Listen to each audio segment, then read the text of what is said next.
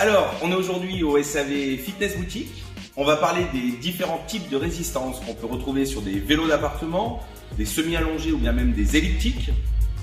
On va rentrer dans tous les petits détails croustillants qui font la diff. On vous a démonté quelques produits derrière moi. Allons-y, regardons comment ça marche. On va commencer par les premiers systèmes de résistance. Donc, système de résistance à patins. On a un système de résistance donc manuel, mécanique manuelle, sur lequel, via la poignée, on va pouvoir approcher ou écarter le patin feutre pour augmenter ou diminuer la résistance. Les inconvénients d'un système comme celui-ci, ce sera avant tout 2 pièces en frottement. Donc, au fil de l'entraînement, les pièces vont s'échauffer, donc on va perdre un petit peu en niveau de résistance. On sera obligé d'augmenter un petit peu la résistance pour maintenir le même palier de résistance. On retrouve également 2 pièces en frottement, donc on va perdre un petit peu en fluidité lors du pédalage. On retrouve également une pièce d'usure, puisque ce patin feutrine, après quelques mois ou quelques années d'entraînement, va s'user et on sera obligé de changer cette pièce. Dernier inconvénient qu'on retrouvera sur une résistance manuelle, le fait qu'on ne retrouve pas de programme pour l'utilisateur. C'est l'utilisateur qui va faire varier la résistance au cours de l'entraînement.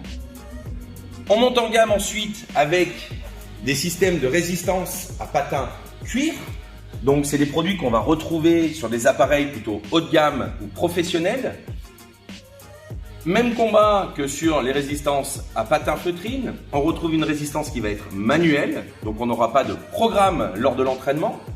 Par contre, l'avantage, c'est le patin cuir. Le patin cuir, lui, va diminuer la friction sur la roue, donc on aura une meilleure fluidité qu'avec un patin feutrine. Même chose, le cuir ne va pas s'user. Donc aujourd'hui, quand vous avez un patin cuir sur un vélo de biking, vous êtes tranquille, pendant des années, on n'aura pas à changer le patin. C'est pour ça qu'on le retrouve sur des appareils professionnels.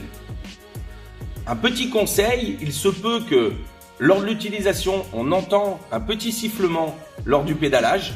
C'est normal, c'est que le cuir a séché. On vient utiliser soit de la graisse pour cuire, soit on vient mettre un léger film lubrifiant avec soit de la graisse silicone transparente, soit du W40, un léger film juste sur la partie supérieure de la roue et votre produit ne fera plus aucun bruit.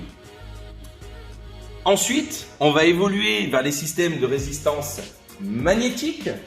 Donc, système de résistance magnétique, on retrouve la roue d'inertie et une rampe d'aimant qui vient couvrir une partie de cette roue d'inertie et qui va, en s'approchant ou en s'écartant de la roue d'inertie, augmenter ou diminuer la résistance. L'avantage, aucune pièce en frottement, donc une meilleure fluidité, aucune pièce d'usure également puisqu'on n'a pas de pièce en frottement. On va retrouver ensuite sur ces systèmes 2 possibilités.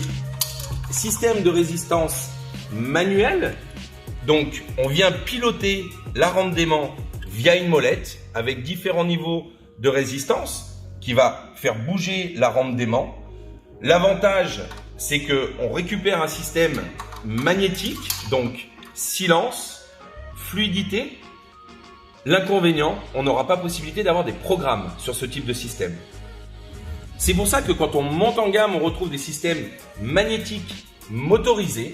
Donc c'est le même système de fonctionnement, une rampe d'aimant qui vient s'approcher ou s'écarter de la roue d'inertie pour augmenter ou diminuer la résistance. Par contre, on voit que la rampe d'aimant va être pilotée via un servomoteur qui va pouvoir tendre et détendre le câble, qui lui sera piloté sur la console et donc va permettre à l'utilisateur d'augmenter ou diminuer la résistance avec les boutons de la console et qui permettra également d'avoir des programmes sur la console et donc de faire varier les plaisirs au cours de l'entraînement. On passe au niveau supérieur. On retrouve aujourd'hui des nouveaux systèmes de résistance. Donc, on est ici d'ailleurs sur le Krypton où on retrouve un système de micro-EMS. Micro-EMS, c'est quoi? C'est un mini électroaimant. Donc, on repère ici le bobinage cuivre qui va générer le courant et on retrouve à l'intérieur un petit aimant qui va lui s'approcher ou s'écarter de la roue d'inertie pour augmenter ou diminuer la résistance. L'avantage de ce système-là, c'est que ça nous permet de supprimer le servomoteur et donc d'enlever une pièce sur laquelle on peut avoir un risque de panne. Ça permet également d'avoir un peu plus de précision au niveau du degré de résistance, parce que sur une rampe d'aimant, les aimants au fil du temps vont perdre un petit peu de leur magnétisme, donc c'est une approximation de l'affichage des watts ou d'autres indicateurs qu'on a sur la console. Sur un système avec un micro EMS, on aura plus de précision, donc plus de précision sur de l'affichage watts. L'inconvénient qu'on va avoir, c'est qu'on retrouve uniquement un petit aimant qui vient gérer la résistance sur la roue d'inertie. Donc ça conviendra très bien pour des utilisations, on va dire, occasionnelles. Maintenant, dès que vous allez vouloir avoir un peu plus de performance, sur tout ce qui sera accélération au niveau du pédalage, on aura moins de portée au niveau de la résistance. Donc on sentira un petit peu moins de fluidité, de résistance permanente. Et même chose pour des entraînements intensifs où on va vouloir taper un peu plus dedans, on aura moins de résistance que sur des systèmes comme on va le voir juste après. On retrouve également une petite carte mère qui sera ici, qui elle va venir piloter le micro EMS.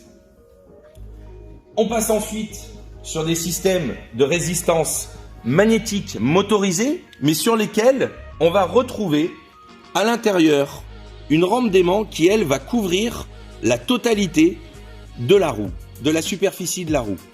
Ce qui fait qu'on aura une résistance magnétique motorisée, comme on l'a vu avec les rampes d'aimant, qui vous permet d'avoir le silence, la fluidité lors du pédalage, des programmes sur la console, mais également une résistance forte qui permettra des montées en régime beaucoup plus importantes et qui permettra des entraînements intensifs plus haut de gamme. Voici l'évolution qu'on a sur les systèmes micro EMS et magnétiques motorisés avec rampe d'aimant qui couvre l'intégralité de la roue d'inertie. Et ça nous permet de passer ensuite à la crème de la crème, la Rolls-Royce des systèmes de résistance.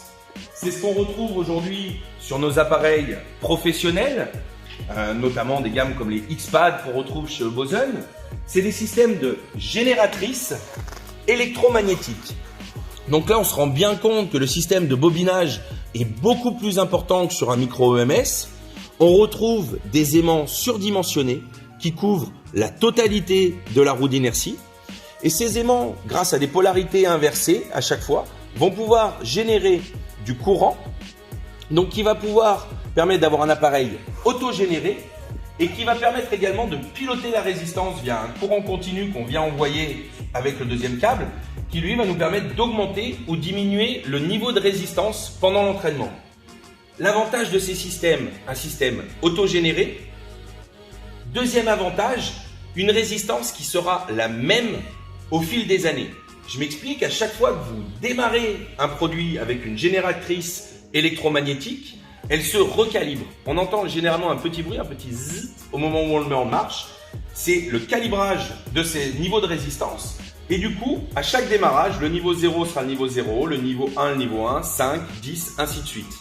Et donc, on a un affichage qui nous permet d'avoir une précision watt par watt au moment où le produit est neuf, mais également dans 1 an, dans 5 ans et dans 10 ans d'entraînement. On aura toujours la même précision puisque l'appareil se calibre à chaque démarrage.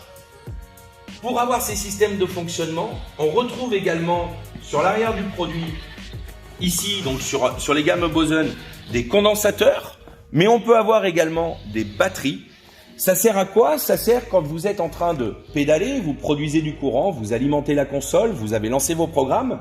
Si vous souhaitez faire une pause pour boire un coup ou pour vous essuyer pendant l'entraînement, si vous arrêtez de pédaler et que vous n'avez pas un système avec des condensateurs ou avec une batterie, la console s'arrête et vous perdez la continuité de votre programme. C'est pourquoi on retrouve systématiquement ces petits condos, ces petites batteries.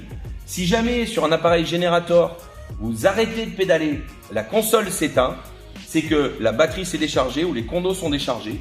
Il faut refaire une séance avec, le faire travailler pendant au moins une petite demi-heure pour que l'appareil se recharge et ensuite vous êtes reparti pour 1 à 2 ans d'utilisation sans problème. Ça arrive uniquement dans des cas où l'appareil n'est pas utilisé pendant plusieurs semaines ou plusieurs mois. Voilà aujourd'hui les différents systèmes de résistance. J'espère que vous y voyez un petit peu plus clair. N'hésitez pas à me poser toutes les questions qui vous passent par la tête. c'est avec plaisir si on peut vous filmer d'autres produits. On fera la même chose pour les systèmes de résistance de rameurs dans d'autres vidéos. J'espère que vous avez pris autant de plaisir que moi. Je vous dis à très bientôt. Régalez-vous et bonne vente. À bientôt.